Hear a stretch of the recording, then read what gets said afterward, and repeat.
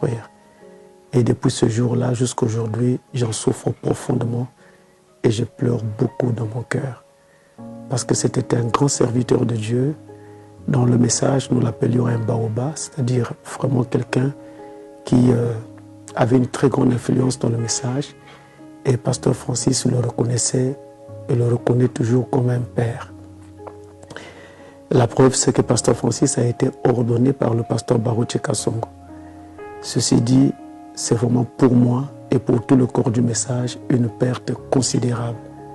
Vous savez, même dans la société civile, dans la vie de tous les jours, on ne peut pas remplacer un cadre très facilement parce que ça prend beaucoup d'années pour construire un cadre.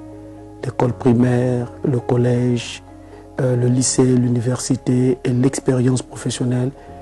Et tout cela pour faire un cadre, ça prend beaucoup d'années. Et dans le cadre chrétien, c'est exactement la même chose. Dieu vous donne un don, ensuite il parfait ce don-là et il vous donne une grande expérience autour de ce don. Et ça devient donc quelque chose qui devient comme un monument pour son Église, pour le corps de Christ tout entier. C'est ce qu'était le pasteur Baruch Kasongo. Ceci dit, c'est très difficile de remplacer cela comme ça du jour au lendemain.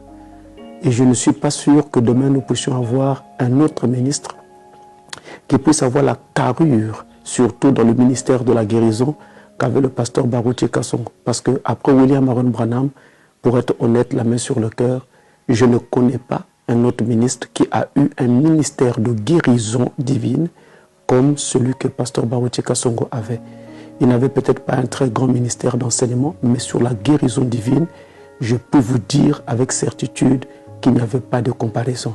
Parce qu'avec lui, c'était très très particulier. Je ne le dis pas parce qu'il est mort, mais vous pouvez revoir certains de mes prêches, ça fait plusieurs années en arrière, où je montrais que dans le camp, Dieu nous a donné un très grand don de guérison. Et si jamais il se pose devant nous un défi qui demande vraiment d'appeler Dieu sur la scène pour la guérison divine, eh bien nous appellerons pasteur Baruch Kasongo. Ça y est, dans mes prêches, ça remonte à plusieurs années en arrière. Donc c'est une perte énorme, une perte considérable. Et c'est quelqu'un que nous reconnaissons tous vraiment comme un père et qui a beaucoup apporté au message du temps de la fin. Beaucoup apporté au message du temps de la fin.